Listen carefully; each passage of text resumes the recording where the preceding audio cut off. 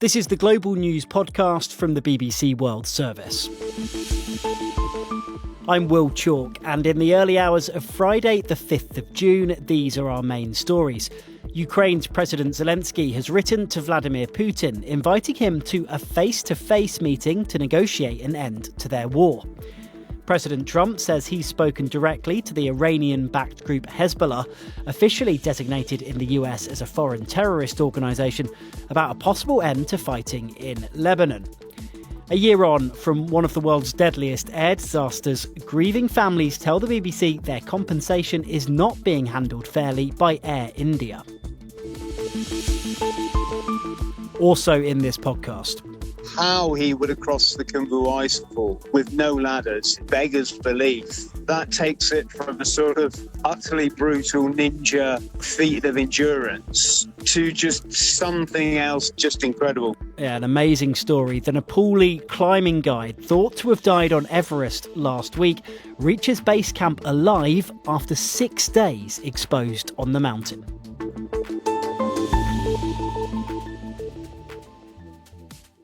So we start with an open letter to President Putin. It's over 1,800 words long, and in it, President Zelensky invites the Russian leader to a face-to-face meeting in a renewed bid to try and end the war. It's been translated into English and posted on his social media platforms. And in it, the Ukrainian president says Russians have grown tired of Ukrainian drone and missile attacks, petrol shortages, rising prices, as well as the war in general. He calls for a full ceasefire for the duration of the proposed negotiations, but that's something that Putin ruled out earlier on Thursday. If you read the statement, it's got a defiant and at times even mocking tone. Here is part of it read by one of our producers. The world has not grown tired of Ukraine, as you long hoped it would, but there is growing fatigue with Russia, even among those in the wider world who help you bypass sanctions and keep your economy afloat. You cannot fail to notice it. After 26 years in power, age is beginning to take its toll, and with time, the fatigue with you will only grow. Now, President Zelensky goes on to say that with America so focused on what's happening in Iran, it would be wrong to wait until Washington could give the conflict in Europe its full attention. And that's something journalists put to President Trump at the White House. Well, I don't know. I'm glad that they're maybe talking about meeting. I think we had a lot to do with it. But I think it would be great if they met. They should get it done. So why has President Zelensky chosen to do this now? I got more from Vitaly Shevchenko, who is the chief analyst at BBC Monitoring and is in the Ukrainian capital, Kyiv. He suggests that Vladimir Putin should be interested in sitting down and talking to him because he says that Russia is losing too many people on the battlefield and that Russians are tired of Ukrainian airstrikes. Also, notably, he says that it would be wrong for the United States to come back to trying to end the war in Ukraine because the Ukrainian president says Washington is focused on Iran. So, in itself, these offers are not new. Volodymyr Zelensky previously also invited Vladimir Putin to talks. He also suggested a ceasefire, and that's why I think that this letter is more about messaging, and it would be very unlikely that it will lead to peace in Ukraine or even talks to presidents. But that being said, the tone of the letter, it's not pleading or kind of meek. It's almost mocking Russia in a way. So do you think then, given that the offers at the heart of it are still genuine offers? I think it's the last thing you should say when you are genuinely inviting Vladimir Putin to a meeting. When you say that, well, after so many years in power, age is beginning to take a toll on you. That is going to sound insulting to the Russian president. And that's why I think that Volodymyr Zelensky himself isn't really hopeful that this meeting is going to take place. And the Kremlin's initial response to this letter, in which they said, well, if he wants to talk to us so much, let him come to Moscow, it also suggests that they're not really thinking that this is going to happen, because Volodymyr Zelensky is extremely unlikely to come to Moscow. that would look so close to a surrender, visiting the capital of the state that is waging war on you. And also, this idea that Volodymyr Zelensky should come to Moscow, it has been voiced before by Vladimir Putin himself back in September last year, when he said that, well, he was told to me let him come to Moscow, but what is the point? And I do think that that attitude in the Kremlin, what's the point of talking to Zelensky? I do think that it hasn't changed. Is there a sense then, given that this has been published in English as well on Zelensky's Instagram, that actually the intended audience for this isn't Vladimir Putin, it's the rest of the world, and it's Zelensky doing everything he can to get eyes back on the situation in Ukraine? Get eyes back on Ukraine, and also possibly signal to allies in Europe and Donald Trump himself that this war could be ended without America's direct involvement, especially given that it's been so much focused on Iran. That is something that Volodymyr Zelensky has suggested before, and I think it's an invitation or a prod, if you like, at European allies of Ukraine to do more to help Ukraine. Vitaly Shevchenko there. Now, Donald Trump made a number of claims to reporters at the White House on Thursday that talks to end the war in Iran are in their final phase, suggesting there's a deal coming soon. We have, of course, heard all that before, though. Perhaps more surprisingly, he claimed that he had spoken directly with the Iran-backed militia Hezbollah after the group rejected a ceasefire deal in Lebanon. The president insisted that Hezbollah had called him about it and hadn't rejected the US proposals for peace. I asked our North America correspondent Tom Simons in Washington what to make of all this, especially since Hezbollah is prescribed a terror group by the US. It was a surprise, and as always, one has to slightly read between the lines of what Donald Trump said to reporters in the White House earlier. But this is what he said. I spoke to Benjamin Netanyahu, the Israeli leader, about that, and I spoke to Hezbollah about it, and I think progress is made. So it does seem that Donald Trump is telling reporters there that he has put himself between the Israelis and Hezbollah in an attempt to get this ceasefire to work. And just to remind you, the ceasefire involves Hezbollah pulling out of parts of southern Lebanon, currently Israeli occupied, the Lebanese army moving in to replace the group. And the leader of Hezbollah, Naim Qassem, has said that that is not something it accepts as a group, that the negotiations around that were futile, humiliating and widely opposed in Lebanon, and that effectively there will be no ceasefire, and there have been further airstrikes from the Israelis. So if Donald Trump is saying he's seeing all this going on and he's trying to get involved personally, talking to Hezbollah, that is certainly a new development. He, of course, is saying progress is being made, but he's also said that the Iran deal will be signed this weekend. And I think we'll have to wait and see, of course, but he said something like that many times in the past. Yeah, a sign all of this maybe then that he is just trying more and more things, isn't he, to try and get out of this situation? Because it's all linked. I mean, Iran wants to see progress in Lebanon. It wants to see Israel to stop military action in Lebanon. Israel wants to see Hezbollah stop military action in Lebanon so that Israel can feel safer. And Hezbollah says it hasn't got a deal. It doesn't see that there's any progress, and it's not necessarily going to surrender, in its own words, and fulfill Israel's objectives. So it gets more and more difficult for Donald Trump. And of course, every time we get to another weekend where he says there's going to be progress and there isn't progress, we're getting a little bit closer to the midterm elections.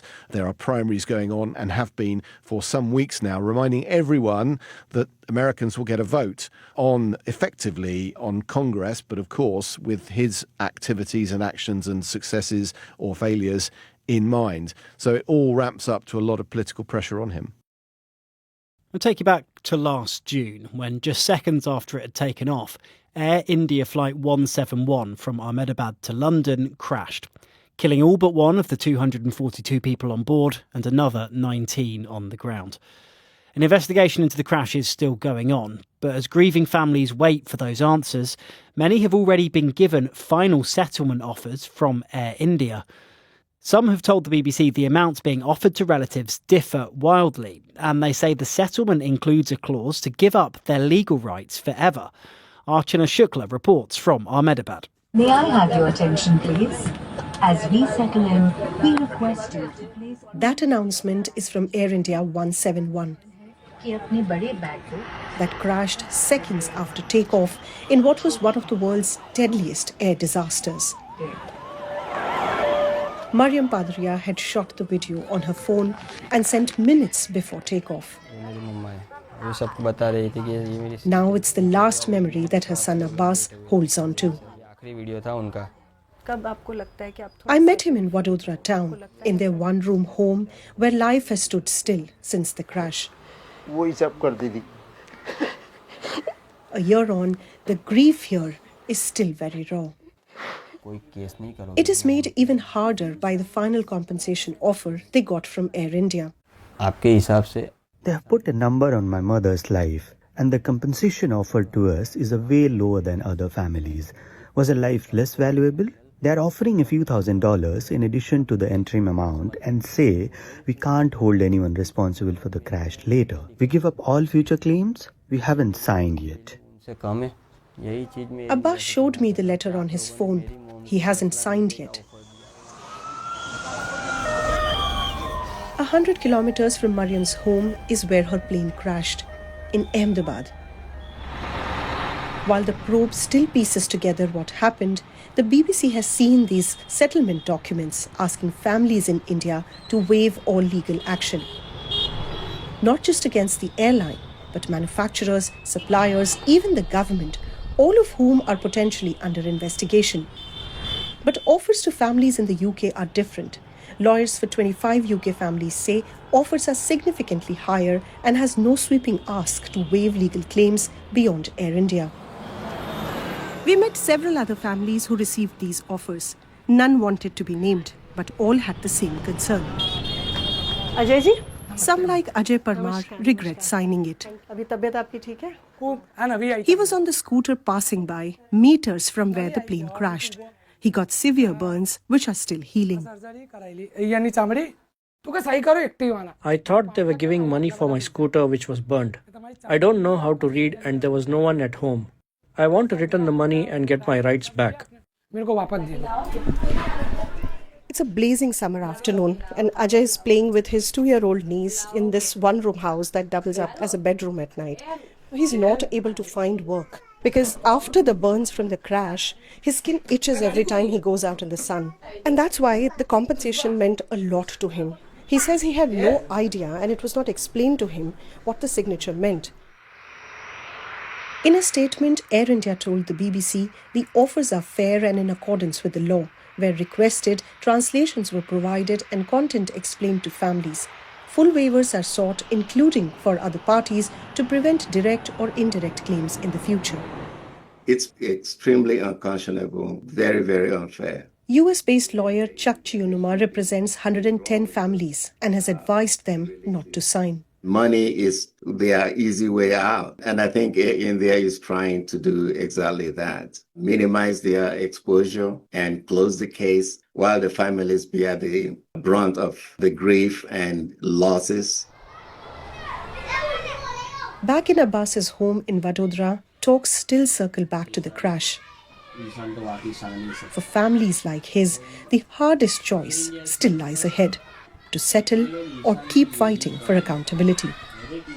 Archana Shukla. Now, to a tale of one man's survival that is so extraordinary that his family, who believed he died, had started organising his funeral. The Nepali climbing guide Hilary Dawa Sherpa spent 6 days alone on Mount Everest, the world's highest mountain, before he was spotted crawling towards base camp by a rubbish management team doing their final checks. He is now, understandably, undergoing medical treatment, so the world's waiting to hear his account of what happened and how he survived.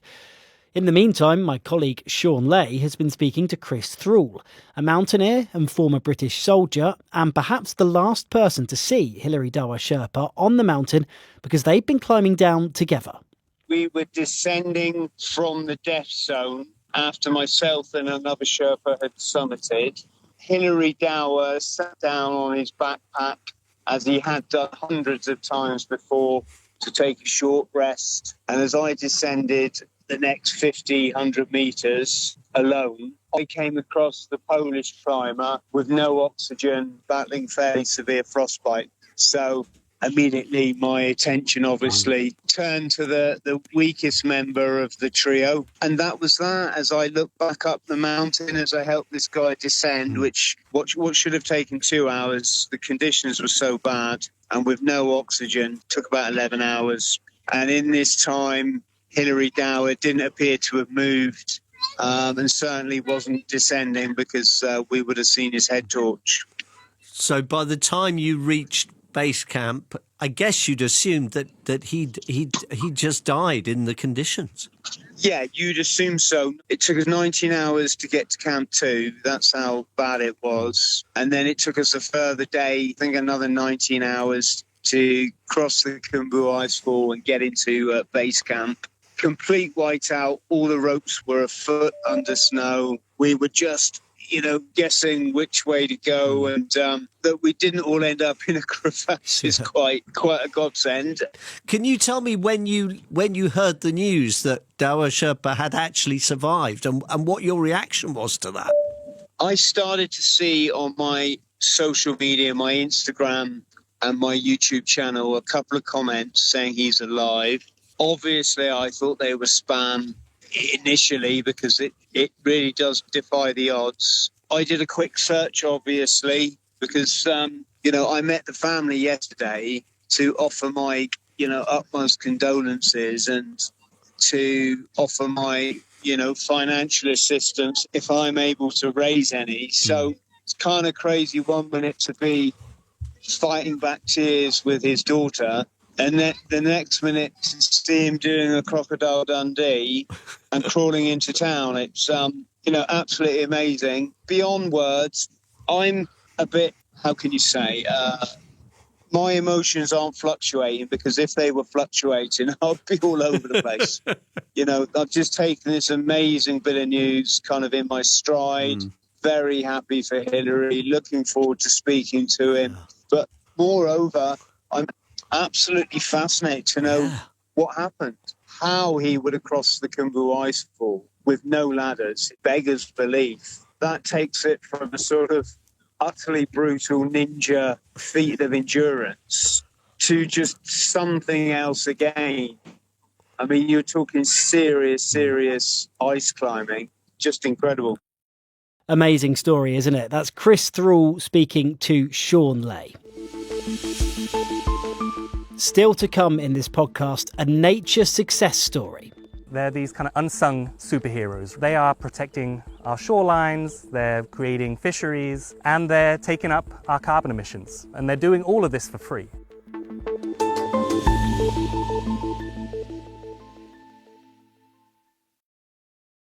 Intelligence agencies from the UK, US, Australia, Canada and New Zealand, an alliance known as Five Eyes, are warning that Chinese agents are posing as online recruiters to try and trick government and military personnel into disclosing Western state secrets. Agents are said to be luring government employees into fake job interviews or setting them assessment-style tests to try and probe them for information. Our security correspondent, Frank Gardner, told my colleague Valerie Sanderson about how serious this warning is. It's not the first time that this warning has been issued, but it is the first time that all 5 countries that make up the so-called Five Eyes alliance have joined forces to send out a coordinated, synchronized warning.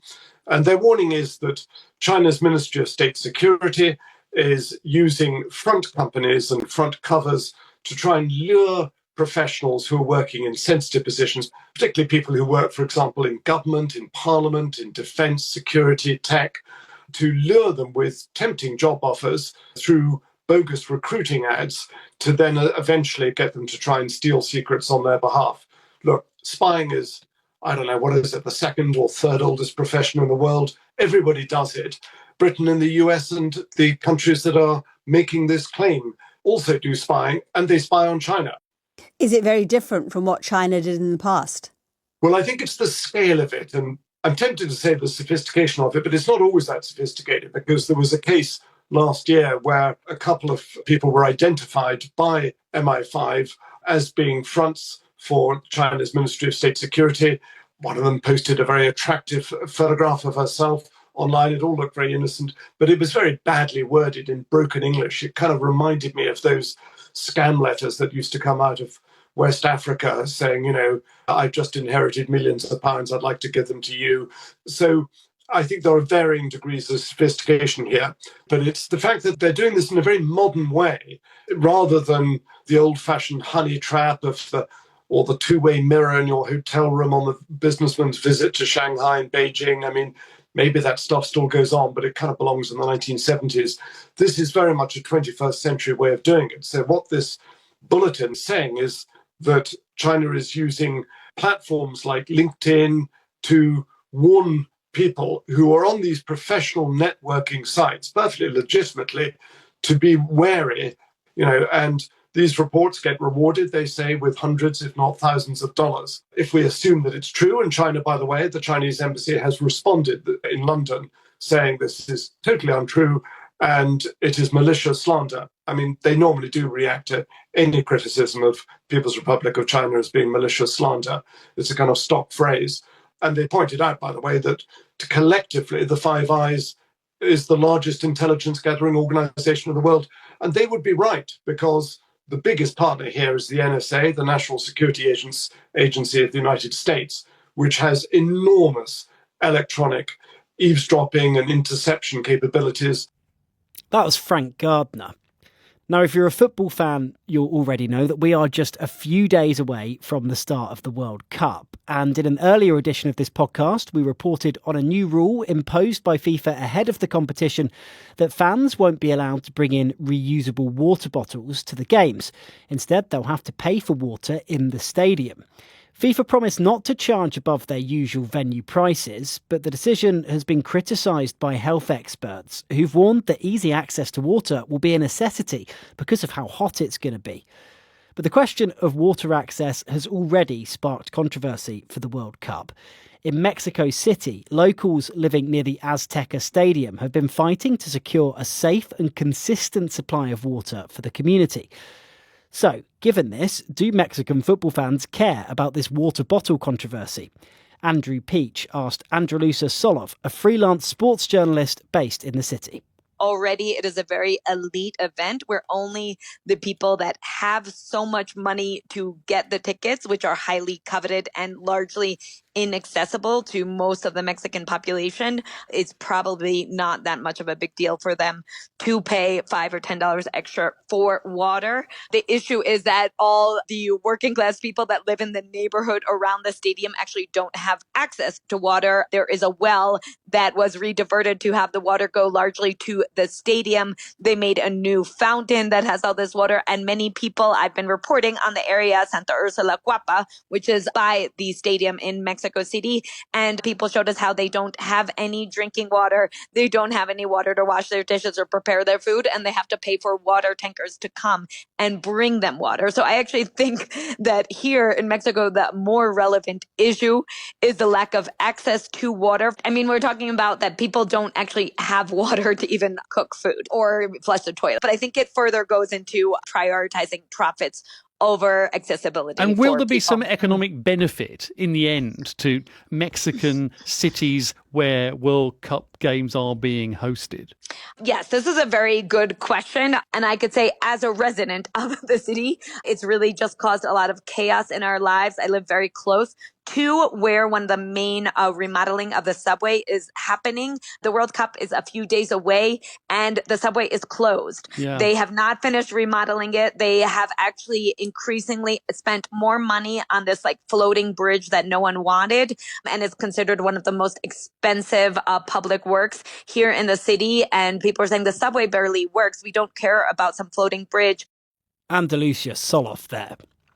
It's not often we get to report on nature success stories, but scientists say the world's coastal mangrove forests, which protect millions of people from storms and erosion and, crucially, soak up vast amounts of planet-warming gases, are staging an unexpected comeback. For decades, these trees have been declining rapidly as they were cleared for fish farms or housing. But this new research, which has been published in the journal Science, says conservation efforts and natural expansion mean that since 2010, the world has gained more mangroves than it's lost. It has, however, not been uniform across the globe. While the trees have expanded in places such as Indonesia and Myanmar, West and Central Africa have emerged as hotspots of destruction. Proof, scientists say, that conservation efforts need to continue. Professor Daniel Fries from Tulane University and director of the Mangrove Lab takes us for a walk on Louisiana's coast. Around the world, there's about 70 species of mangroves, but we only have one here in Louisiana, is this one here. It has these beautiful white flowers. It's pretty kind of short and shrubby because we're basically at the northernmost limit of mangroves in the world here. The great thing about mangroves is that they're these kind of unsung superheroes, right? You think they're not that important, or they're just there, they're in the way, but they are protecting our shorelines, they're creating fisheries, they're a great place for recreation and education, and they're taking up our carbon emissions. And they're doing all of this for free, right?